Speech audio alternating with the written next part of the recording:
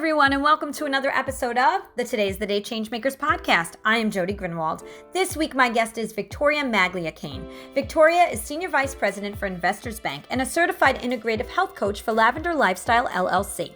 Victoria was born and raised in New Jersey. From her first job serving burgers to a long career in banking, Victoria speaks about the importance of always providing superior customer service and building strong community relationships. She thought she would make a pit stop in the 80s along her professional journey to work for a bank, but her pit stop became her career. She climbed the ladder at Investors Bank and is responsible for leading a team of over 300 employees over multiple counties in New Jersey. After working 24/7 and really not saying no to too much, she did not realize that she may be experiencing burnout. A little over 2 years ago, she experienced chest pains and waited to go to the hospital. A week later, she finally went to the ER to hear them say that she had experienced a heart attack and possibly more than one. She is very lucky to be here with us today. After this experience, Victoria felt a calling to share her story and become a certified integrative health coach. She explains that she feels there is a gap between Western medicine and the patient. She wanted to be able to not only share her story, but also provide support and guidance to help others who may be dealing with health, stress, and sleeping challenges. That is when Lavendar Lifestyle LLC was born. Go to lavendarlifestylellc.com to learn more about the services that Victoria offers to her clients. Please subscribe to the Today's the Day Changemakers YouTube channel. Stream this podcast on all streaming sites. Like us on Facebook and Instagram at Today is the Day Live It. Also go to todayisthedayliveit.com to learn more about my coaching and consulting services. And check out applauderkids.org, the not-for-profit organization that I am the CEO and co-founder of, that is making a difference in the lives of children with financial barriers who are looking for an ongoing creative connection through the performing arts. Have a great week, everyone. Hi, everybody. This is Jody Grunwald, and welcome to another episode of the Today's the Day Changemakers podcast. Every week, I get to interview the most amazing and incredible people who are changemakers in our community. And today, I am so lucky to have Victoria Magliacane with me. Hi, Victoria. How are you? Hi. Good morning, Jody. I'm doing well. Thank you. Great. Thank you so much for being here. And I'm going to read a little bit of your bio, as I always like to do, because I never want to miss anything. So hang in there, everybody, with me. Victoria Magliacane is a member of the Investors Bank Senior Management Team, currently serving as Senior Vice President, Market Executive in the Retail Division. In this role, she oversees the bank's consumer and business banking activities in a market of 56 branches spanning 7 counties from Middlesex to Camden. She leads a team of over 300 professionals, providing a relationship-based approach designed to meet the needs of consumers, businesses, and the communities in the market served. She currently serves as a board of trustee for Ocean County College Foundation, executive leadership team for American Heart Association Go Red for Women, and the executive leadership committee for leading women entrepreneurs. She also has been a strong supporter of the Girl Scouts of the Jersey Shore and has served as co-chair for their gala and golf committees for many years. She's the founding member of the Investors Bank Women's Leadership Council, as well as the Women's Leadership Council at Ocean County College, with a focus on mentoring, coaching, and in youth and in the communities. Victoria has been recognized with several leadership awards throughout her career, most recently with the Golden Bell Leadership Award, Ocean County YMCA Red Triangle Leadership Award, and Girl Scouts of the Jersey Shore Women of Distinction Award. Congratulations, Victoria. Those are all such great accomplishments. I'm just going to add one more thing in here, that Victoria enjoys spending time with her 2 sons and mini golden doodle Maggie. She is also an integrative nutrition health coach, which we're going to learn more about, and loves playing golf, Pilates, yoga, jogging, and traveling. Hey, Victoria, that was amazing and such a great bio. And thank you for sharing all of that with us. Thank you, Jody. I'm exhausted just hearing it. I'm exhausted reading it because I'm thinking to myself, all of those words mean so much more than what they show up on paper, right? There's just so much goes into winning an award or, managing 300 people or 56 different branches over multiple counties. It's easy to say it, but it's very different in the day-to-day. Mm-hmm. Yeah, and we're going to learn more about that in a little bit. But I want to take you back a little bit, Victoria, because I always like it when our listeners get to learn more about the person that I'm interviewing. So go back a little bit in time and talk a little bit about where you grew up, yourself as a younger child. What were your aspirations? What did you think you were going to be doing career-wise? Yeah, so I grew up, I've always been Ocean Monmouth County girl, so always in New Jersey. Grew up in Monmouth County as a child. We moved to Brick when I was in 4th grade. And youngest of 4 siblings. In fact, my oldest brother is 18 years older than me. And then I have a sister that's 5.5 years older than me and a brother that's 4.5. So I was sort of, I say in the early 60s, I was that oops baby. Back then at 37, 38 years old, it was sort of unheard of, not common for women to have children. So I was a little bit spoiled. I was a little bit of a tomboy. And you know, it's interesting, as a child, I never thought of banking. I wasn't, math was never a favorite thing for me. So I always kind of equated banking to math. And what I learned when I did get into banking is really about relationships. But when I was very young, I think, you know, hindsight, I look back and I say I always had those natural leadership skills. I always wanted to be the teacher. I would set up teaching in my garage for all the kids in 4th and 5th grade. And I would teach them all how to roller skate. And I always had to be like the one in charge and teaching and helping. So I always had a desire to help people. And I always wanted to lead and build relationships. So when I started in banking, honestly, my first job was in a burger place. So if you think of KFC and McDonald's and you mix it together, that was the place I worked at. And I changed my birth certificate. I whited it out. You know how creative I was at 15. I whited out my birth certificate, changed the date so I can get a job there when I was 15 instead of 16. Oh my goodness. Oh my goodness. So and I did that for a while, and then I moved on to a clothing store, and I just stumbled across the bank one day and just stopped in and applied, never thinking I would stay in banking. I thought this is just going to be a stumbling block for me until I get to where I want to go.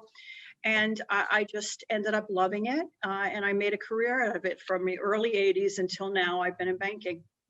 That's incredible. And to think that you were whiting out your birth certificate, we do not encourage that, but we definitely know that did not encourage it. But that's very interesting. If I were to ask you, what do you think that very first job and the job you have now have in common? Is there something that just pops into your mind? Because it's interesting when you think about where we started and where we are today, there is usually this common denominator and common thread. There 100% is, and I tell this to the younger folks that are joining the bank now. One thing from decade after decade after decade that really hasn't changed is the customer experience and building relationships. So when I think back of what I did early on, just because it was a hamburger and a French fry and a Coke, you still had to provide superior service. And we still do that today in banking and in most service industry jobs. Yeah, absolutely. And you said something that I agree with 100%. When I think banking, I think math. Right. You don't think that first thing of it is all about relationships, because when you think about it, people when they find a bank, right, they want to build that relationship over time, because people don't change banks as quickly as they do, you know, other things. That it's all about that relationship. So it's important about building those relationships. It's very true. You know, in banking and like any other service industry, you sell a product. The product's the product, but the people make the difference. And so I tell the young adults that are joining our organization, you could have a master's degree. You could have whatever degrees. They're wonderful. I wouldn't take that away. And I think it's important. I encourage it. I pushed my 2 children through college and they both have their bachelor's degrees. But what you cannot learn in a classroom is soft skills. And so you either have that emotional intelligence or you don't. And it's very hard to teach it. Mm-hmm. Yeah. Now, I'm so glad you said that is so true, because it doesn't matter what you learn, and if you can do, PowerPoint or Canva or whatever new program comes up and that they're teaching in college, and the things that they're teaching about when it comes to their majors, relationship building is not taught that, the same way with the same zest to make sure that the kids understand the importance of building from the beginning. Yes. Transactional relationships, because they have a goal. Right. And it's hard. That's a hard thing to learn, I think. So when you graduated from college and you went to Wharton, is that correct? I did. It was the never-ending learning. So it took me a while with college because I stopped, I started. Academically, after high school, I had no desire to go to college. That desire really started to kick in later in my 20s. And so when I was raising children and working full time, I was going to school at night. And then I continued that through the years, and then did the Wharton School. Just, in fact, while I was here at the bank, Investors Bank sponsored that for me. Wow. And it was a wonderful program. So can you tell us a little bit about the program you were in? Yeah, so it was a week at Wharton, so we stayed there for a week. I got the opportunity, talking about building relationships, to meet wonderful women from throughout the world. Actually, there were a couple of women from Turkey.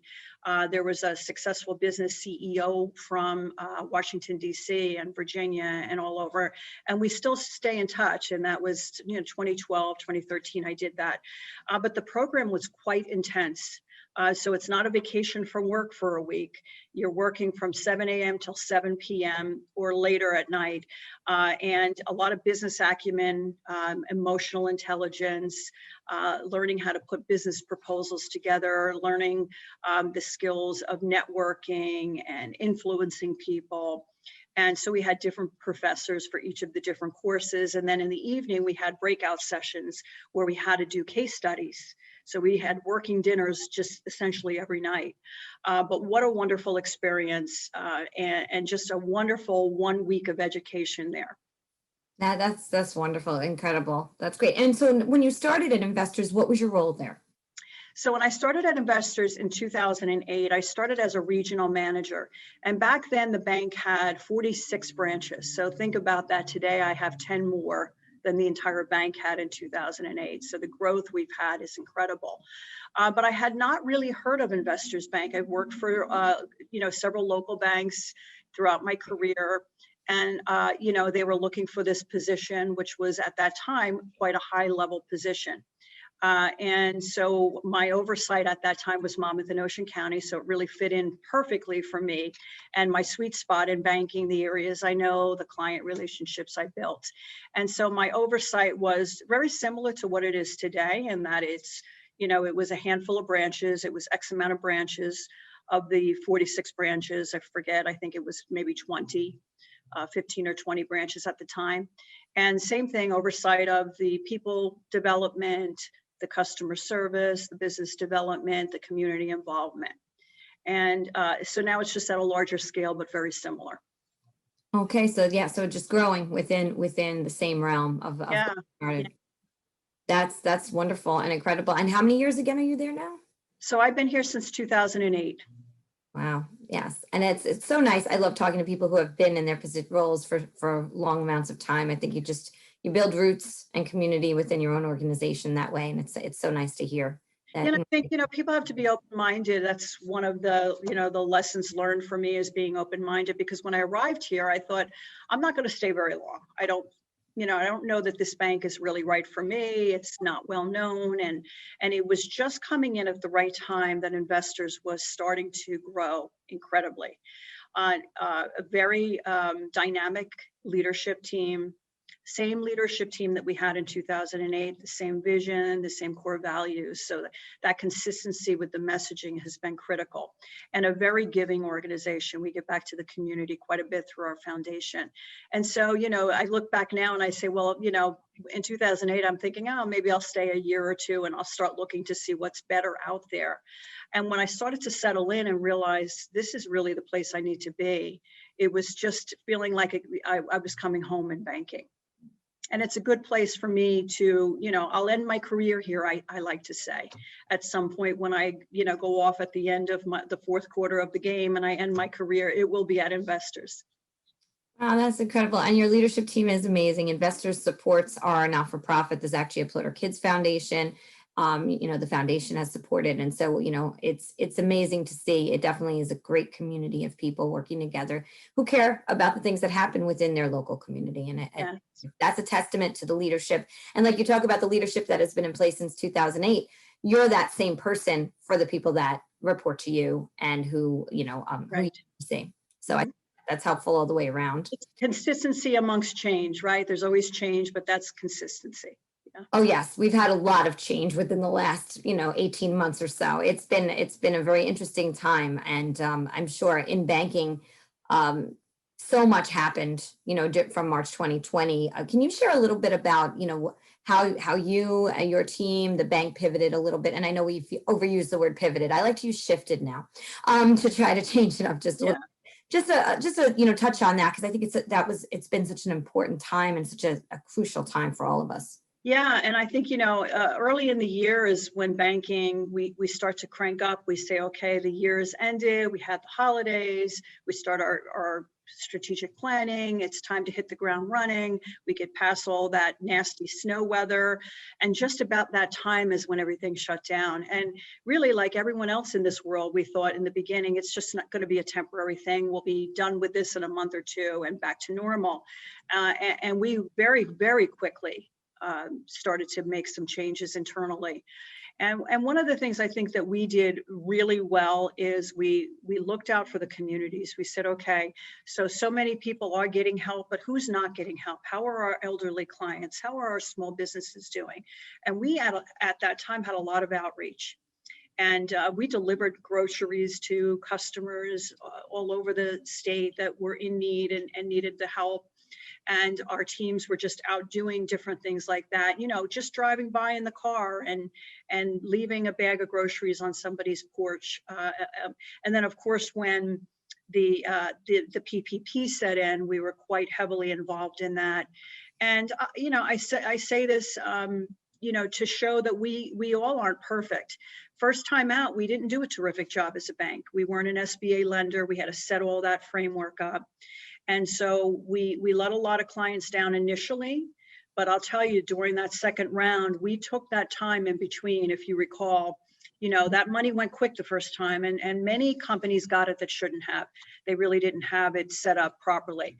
But we took that time, we learned from it. We worked around the clock till 1, 2 a.m. throughout the bank to make sure the infrastructure was in place. And the minute they opened the floodgates for round 2, we got every single customer through. And it was just a rewarding feeling for our bankers to know that they were able to help. And so that's what we remember the most from that. And it continued. I mean, it still continues. We're out at food banks helping. We just delivered a foundation check to Fulfill, who continues to help Monmouth and Ocean County and other organizations throughout the state with consumers and businesses that are still in need. So we sort of start thinking we're back to normal, but I don't think we always realize how many people are still suffering. And there's still a lot of help that's needed. Oh, absolutely. The effects are going to last for a long time. And we can't talk about those people who may continue to be behind. And so that's one of the things I just love about what you said too, is your honesty, Victoria, saying that we didn't get it right the first time and being honest about that. I think that's what makes people want to trust their banker or trust their bank or anybody when they can be honest and say, we are human and we're working to improve the system. And do that. It creates dedication and commitment to those organizations who share that openly. So thank you for that. So there, I think it's important, one of the things you and I talked about is that I really want to share your story. You have a very interesting, unique, and a story that so many can learn from, so many women can learn from. So there is a pivotal time in your career while you were there, personally for you, that things had changed. And so I'd love for you to begin sharing your life-changing moment with everybody now. Sure. Yeah. And I think this really applies to male, female, 20-year-olds, 40-year-olds, people that have families and children or not. But fast forward through my career over the years, starting as a teller, I always wanted to climb the ladder. I always raised my hand. Oftentimes the opportunities took me further from home.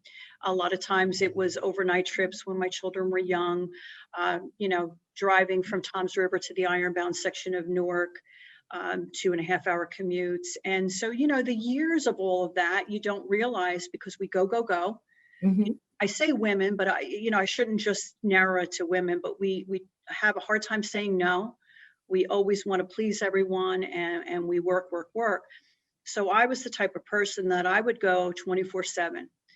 Back when everybody had a BlackBerry, I had BlackBerry and I had the regular phone and, emails and my brain was constantly going. And I thought that I was very efficient. I thought that I was a great time manager. And what I realized over time is that I was burning myself out. So I would go for the pedicures and the facials and massages, but inside I wasn't necessarily as healthy as I should have been. And surprisingly to people that knew me, yoga, Pilates, kale shakes and things like that. But the stress of life whether it's your work life, your home life, a combination of both, it starts to creep in. And then I think as you get, when you're 30 and 40, I thought I was invincible. So I'd have the occasional cigarette and I thought I didn't smoke because I didn't buy them. And so you couple that with the stress, and really what happened to me is, just a little shy of 2 years ago, I was having chest pains. And it was the summer, and I was kind of chalking it up to oppressive heat, and I was playing golf, and I was going to Pilates, and I was ignoring the signs, which oftentimes we do. We ignore the signs, and I kept going. And ironically, I allowed a second weekend to go by and continued to feel those pains. And then you start to know. And so this is what I say to people: you know your body better than anyone else. Don't ignore the signs. And I said, something's not quite right. And I ended up going up to the ER and arrived there. And the funny, I can think now back and sort of laugh a little bit about it. But the funny part of it was, even then, the Victoria mindset kicked in, and I see a gentleman getting out of his minivan with his son, young son, maybe 10 years old, and wife. And he's struggling to get out, and he's moaning and groaning, and they're running to get a wheelchair for him. And I said to my friend, I'm going to let him go in front of me because I think he's having a heart attack. Absolutely direct words. I'm going to let him go in front of me. I think he's having a heart attack. And so we get in, and I hear him in the stall next to me, and they have come and they've done the EKG and the blood work, and I'm waiting for my results. And I hear them say to him, you had a mild vertigo attack. We're going to send you home. So off he goes, and just about that time, the attending physician comes into me, and it's very nonchalant. I guess they're assuming that I knew I had heart problems, and I didn't. So he says to me, these are the exact words: you've had at least one heart attack, probably two. You may be having one now. Who is your cardiologist? And I said, I don't have a cardiologist. And why this came out of my mouth, I don't know. I think I was just in shock, but I said, I don't have a cardiologist. I drink kale shakes and I do yoga. That was my response. And so, the reality of all of that set in when they quickly were shoving nitroglycerin under my tongue and calling in the CAT team, STAT. And when I heard the word STAT, I said, okay, this isn't good. I've only heard that on medical shows on TV. And so, several hours later, I woke up in the ICU, and the cardiologist came out. Now, my sons are 25 and 30, and by then they were there. And they said, your mom's a very lucky lady. Had she waited, she wouldn't have seen another weekend. Oh my gosh. And yeah, it's still shocking to even tell the story. Coming up on a 2-year anniversary, but it was really very life-changing for me, because I still think I'm Superwoman, and I think we all do. But it caused me to make significant changes in my life that, by the way, hasn't made me less productive. It's actually made things much better. How have you changed it? So it's your thought process that changed. Like you said, the productivity hasn't changed. It's just what you're putting in. So what does that thought process look like for you?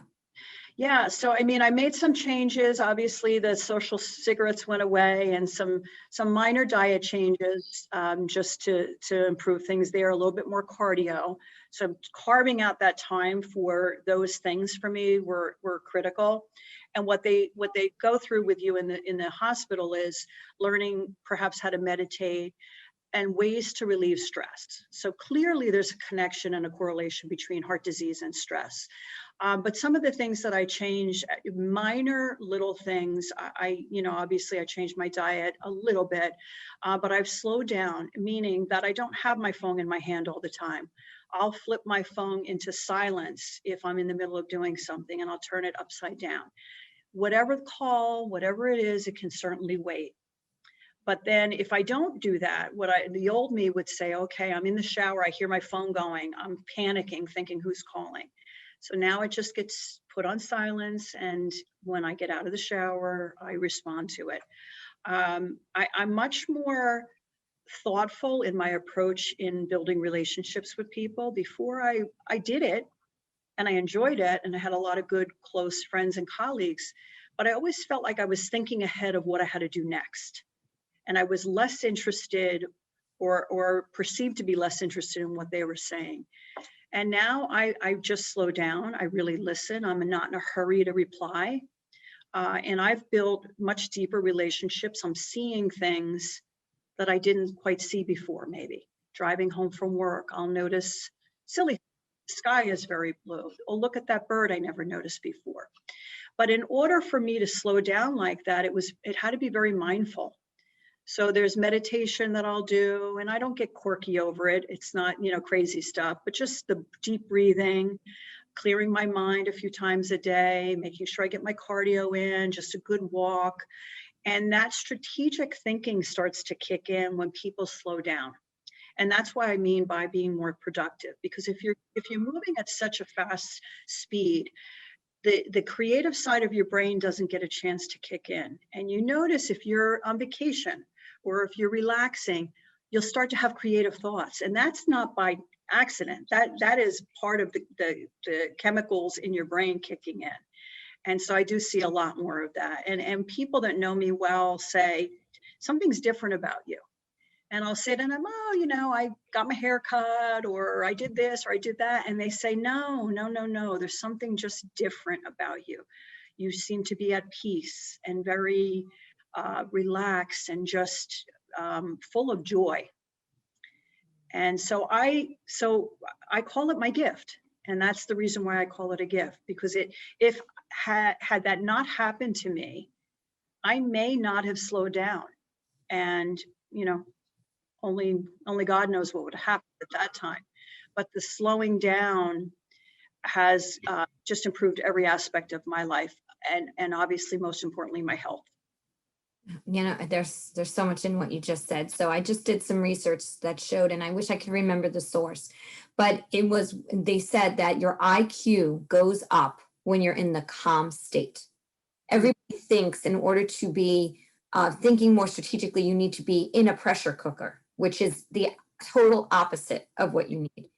Your IQ totally goes up. And there's been a lot of research, not just one source that I had found, but many different sources. But I have to say, I know exactly, what you are talking about. I say I too, like yourself, was working 60 to 80-hour work weeks, 2 kids, running, I worked for the American Heart Association. So I had a mission, right, was to help people. I was leading a team there, and my mission was to help people. And when you have that type of, job and role that you want to make a difference, you feel, especially in the nonprofit industry too, anybody in that industry, you're so mission focused that sometimes you forget. Very true. Without you doing that work, be lost, because even though they're the others that are connected to the organization are there because it's American Heart or whatever the association is, you're the conduit. Yes, very true.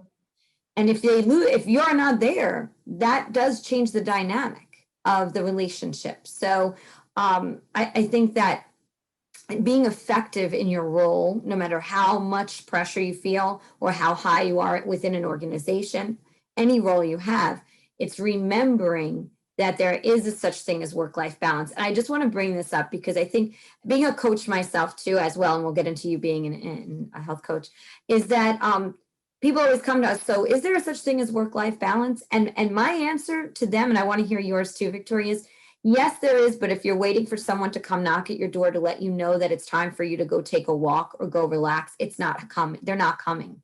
Yeah. It's an internal thing that you have to create for yourself. You can read a book, you can do it all, but if you don't take the time, it's not going to happen. So what would you say to those people as well? Very, very similar to what you just said. I would say there absolutely is, but you're the one that needs to create it. Right. And so I've addressed several different groups throughout the last couple of years after what happened to me. And I say to them, you're not doing anyone a favor unless you're taking that time for yourself, because you're being selfish if you don't take that time for yourself, where you might think you're being selfish to take it.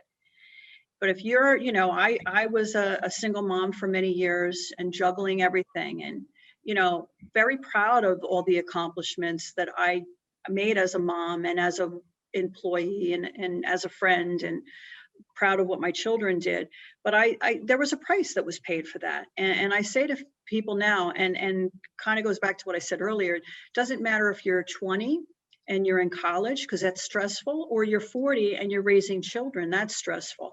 But you've got to put that oxygen mask on yourself first, because you cannot be good for anyone. And so certainly if you're under an exorbitant amount of chronic stress and you just keep going through it, your body starts to adjust to that chronic stress and thinks it's the norm, but it's wreaking havoc on your body. It's affecting your sleep and everything else. And so, I do encourage people, and I've helped several of my friends that were maybe taking sleeping pills or not sleeping well, or, just struggling with being healthy.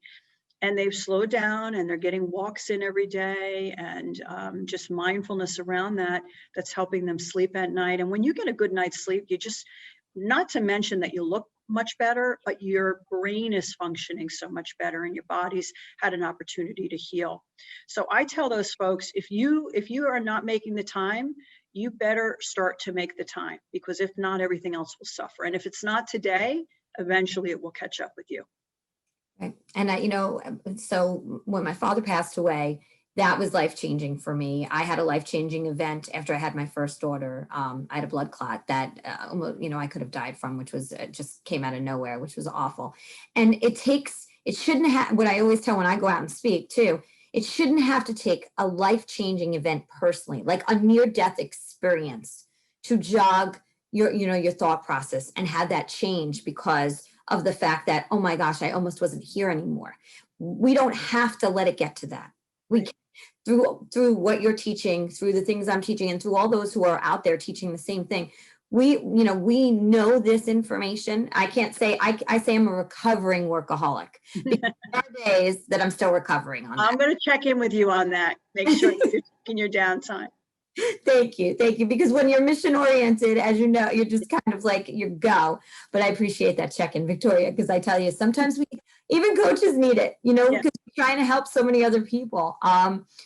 But it shouldn't have to take that life-changing thing to happen to you. So if you were talking today to a group of CEOs that have huge organizations, that a huge amount of responsibility on them, and you ask them the question, how many of you have taken time for yourself in the last 2 weeks, and nobody raised their hand, what would you say you would tell them would be their first step that they should take to make sure that they take better care of themselves, to give themselves permission? That's the other piece. Give themselves permission. How do they do that? Yeah, and I think it's customized to the audience, but if you're talking about a bunch of CEOs, what's most important to them are their people, hopefully, if they're good CEOs, earnings, and the value for the shareholders. So I would put that spin on it. Say, do you want to increase shareholder value? Do you want to increase profits? Do you want to increase employee satisfaction, client satisfaction? These are the things you really need to do. And equate that to what we were talking about earlier with productivity and strategic thinking and cognitive thinking, and carving out that time. No one ever thinks it's going to be them. Certainly I didn't, because I wasn't overweight. I was in good shape.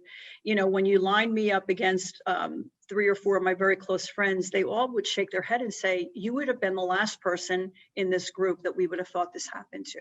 Plus you had your kale shakes. Sorry to interrupt you, but plus you were drinking your kale shakes. I was drinking my kale shakes. But the underlying difference between me was the level of stress in my life that perhaps they didn't have. And that was the difference between me and my 3 older siblings. So I think it goes back to stress and how we're managing it, and the impact of stress on sleep and everything else that works around that. But if you want to be more creative, if you want to be more productive, if you want to increase employee satisfaction, client satisfaction, earnings, those are all the things as a CEO that you should be focused on first and foremost. So you decided to become an integrative health coach. So tell me about that. So that's a very interesting thing, and it is part of the personality, right? The overachiever. It's not enough that I bought a heart book and went home and read it and went back to work. I had to take it to a whole different level. But what really drew me to that, Jody, was the the gap between the whole Western medicine environment, the hospital, the doctors, the prescribing pills, obviously saving lives. So I'll never take that away. I'm grateful forever. But what I noticed very quickly was that there was a gap between that and then the patient. So they sort of send you on your way, put the stent in, here's some medications, here's some tips for meditation and breathing, and go get signed up for cardiac rehab. And it took about a month with the insurance red tape to get into cardiac rehab. So during that month, I was either going to sit there and feel sorry for myself, or I was going to start to do something about it. And I started to read and educate myself. And one thing led to another. And I said, the answer isn't all of these pills always.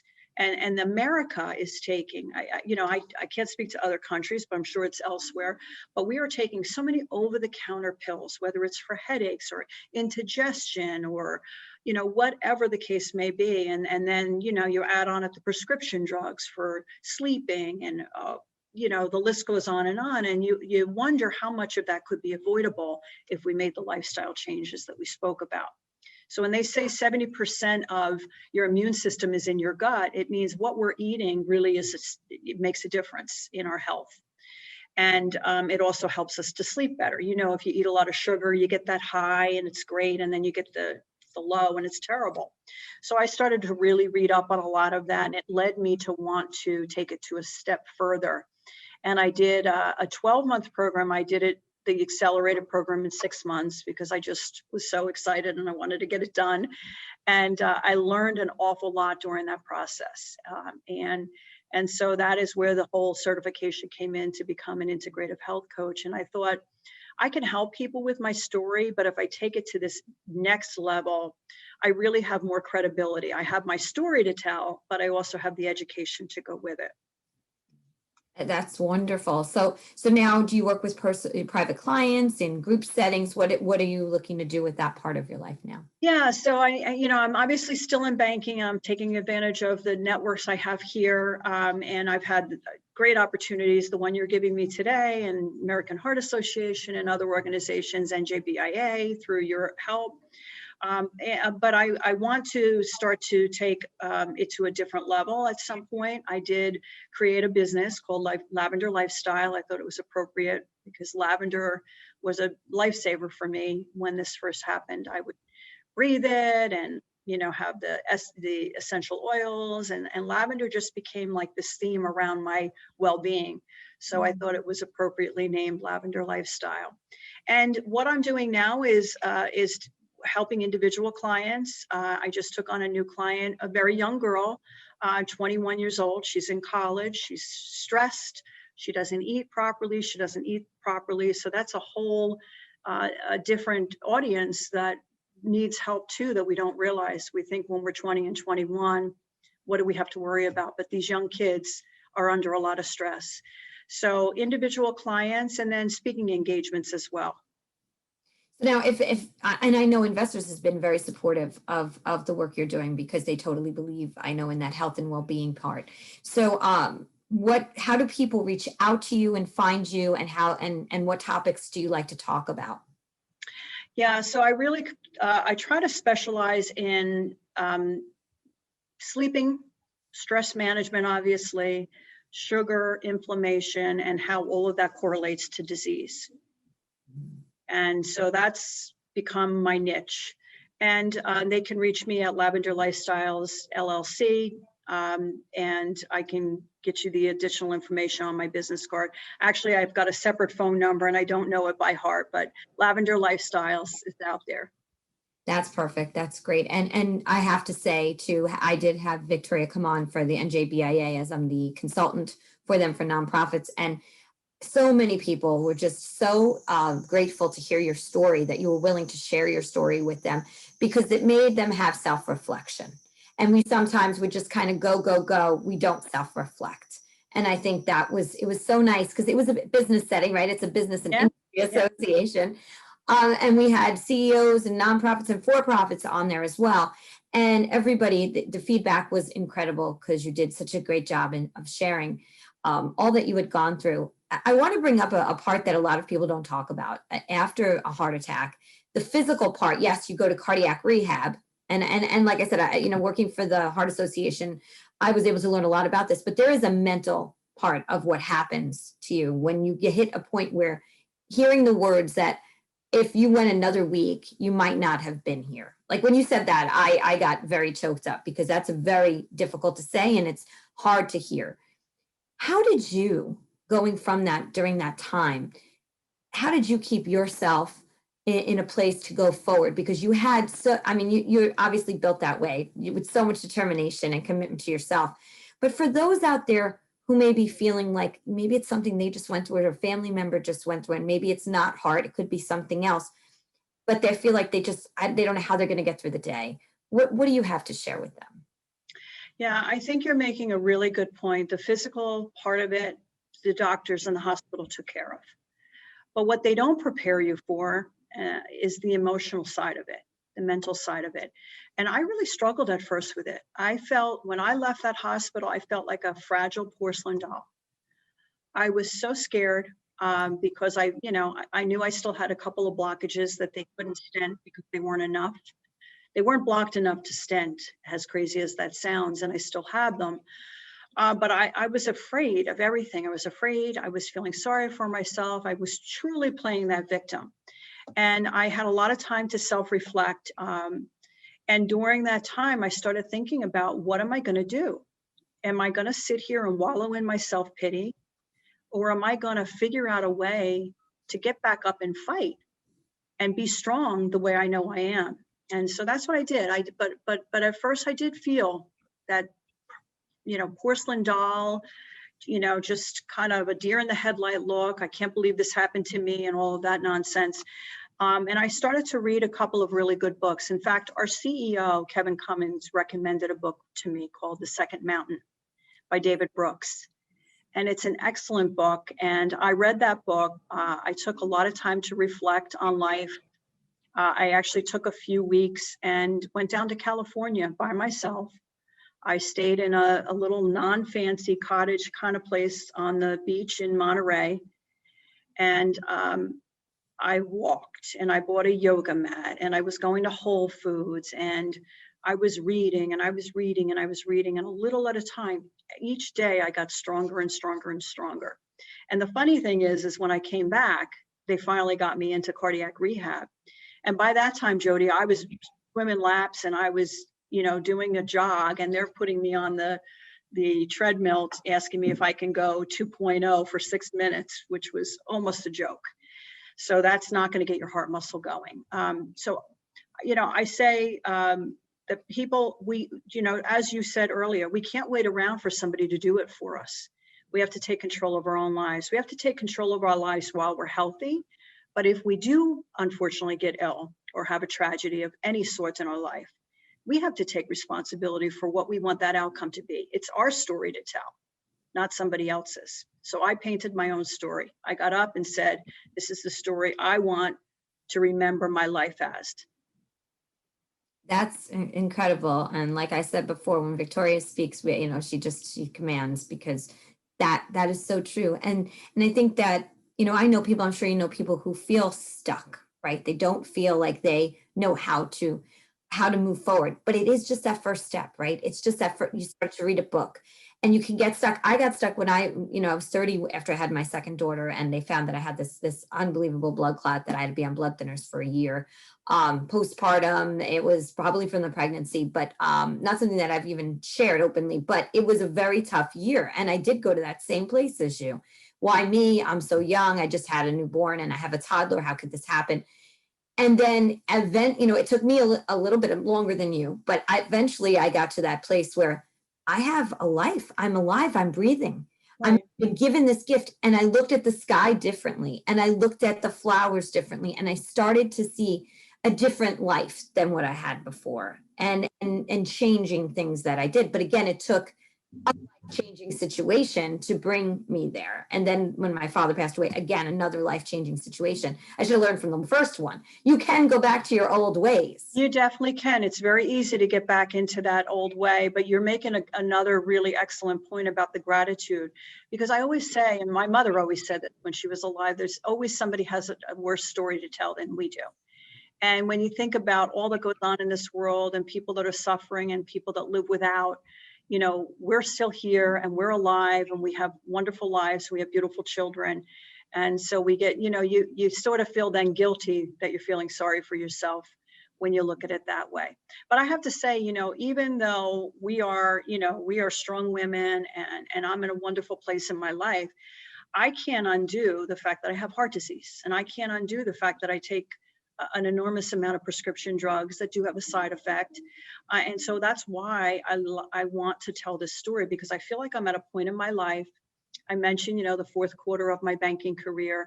What was I left here to do? Why am I here? And what is the message that I need to be giving to people, and I need to help people? And so if I can prevent this from happening to anyone else before it hits the point where they have, you know, an unfortunate tragedy like a heart attack or heart disease or prescription drugs, you know, I may be on blood thinners for a very long time. I'm on them for 2 years. Somebody pokes me, I bruise. And so, you know, every time I get the bruise, I say, oh, you know, but then quickly the self-pity goes away. And I say, yeah, if that's the worst thing I'm dealing with, a little bruise on my arm, I'm just fine.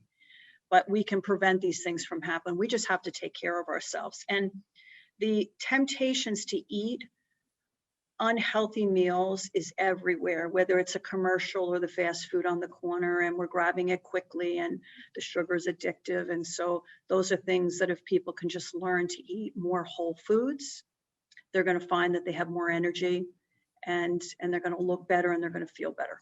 It's hard though. It is hard. It is hard. And I know that, you know, some of us, I won't name names, but some of us have put on a little bit of that COVID weight. So it's definitely about, you know, stress eaters. There's plenty of, and I'm sure you deal a lot with those, you know, in the work that you do. And, you know, so it's really is about being careful, because all of us feel better after we eat healthier. It's that is common. It's, but the temptation for all the other really great stuff, especially in the summer, like ice cream is like my favorite thing, right? So I love that, or ice is. I do too. In moderation, everything in moderation. The other thing that, you know, you said, and I think that this is something, you know, we've talked, and I mentioned too, mission. What you had talked about, and you said, you know, there's so much more for me to do. There's so much I want to accomplish. There's so much I can give. So I want to throw this out to the audience that listens to this. What is your personal, not your business mission, creating your own personal mission for your life? And I always say too, your theme song. What is your theme song? Like what builds you up and makes you feel good? But you know, if I was to ask you that, Victoria, what would you say your mission is in this life now that it's changed? You know, my mission is to continue to find ways to improve my health, continue to educate myself on the importance of that, but look for ways to help people, not necessarily the ones that are raising their hand that want the help, but the ones that aren't raising their hand, because there's a lot more of them out there. And just spreading it as much as I can. I've had a wonderful career. I've had a wonderful life. I want to live another, you know, I want to be playing golf when I'm 90 years old if I can. But I really want to take this time to give back and educate people and help them as much as I can. It's such a beautiful mission, and thank you for sharing, you know, your heart and your story, because there's so many people that hide from sharing their stories. They actually, when these things happen, they feel it's a sign of weakness to share their story, and it's actually a sign of incredible strength, because you're vulnerable in your story and you're sharing it with people who you'll absolutely impact in a positive way. So, so I'm going to ask you the question I always ask everybody, and I'm sure you have a lot you could share here. But if you knew then what you know now, what would that be? Oh boy, well that's a loaded question. But I always say, and I have the 25 and 30-year-old boys, and I say to them, worry less about what other people think of you, and worry more about what you think of you. So, you know, I think back in my career, I was always worrying about pleasing people, always worrying about what people thought of me. And if I had just always thought about being genuine and just doing what was right, and trying less to impress others, it's always pleasing and impressing others. And I say, you know, be more proud of what you're doing and how you're doing it. And people will gravitate to that. You don't need to try so hard. Just be genuine and be authentic. and proud. Absolutely, absolutely. And I hope you'll come back on, because I just love your spirit, and I think that your story is just going to continue to evolve on all the great work that you're doing just by sharing. Can you imagine? It's just that simple. Just share a piece of yourself. That vulnerability creates amazing things for other people and for ourselves as well at the same time. Thank you, Jody. Thank you for the opportunity. It's been a pleasure. Oh, it's absolutely been fabulous, and I'm so glad that we've met. And I thank Sandy Broughton for connecting us, because Yes. that was awesome. So, anything else that you want to say before we end this episode? Just a mantra that I have, I'll share. It's important to you. You'll find a way, and if it's not, you'll find an excuse. I think that's something that people should think about. If it's important to you, you'll find a way, and if not, you'll find an excuse. Whether that's weight loss, getting healthy, going back to school, whatever the case may be. Well, I love that mantra. Thank you for sharing that. And then now I'm thinking about all the things that I make excuses for. So you see how quickly that can happen. That was awesome. Thanks, Victoria, so much for that. Thank you, Jody. People find you. It's Lavendar. It's Lavendar Lifestyles. I should have the card out, but I don't. No, that's fine. It's just Lavendar Lifestyle LLC, right? Lifestyles LLC, yes. And the website is up and running, and they'll find all my information there. Awesome. Thank you again. And I'm going to say my mantra that I close out every time with, and that is, today is the day. You cannot go back to yesterday, and you do not yet own tomorrow. So what are you going to do to take that one small or large step to get yourself closer to your goals? I hope everybody has a fabulous week, and thank you for listening or watching via the YouTube channel. Bye, everybody.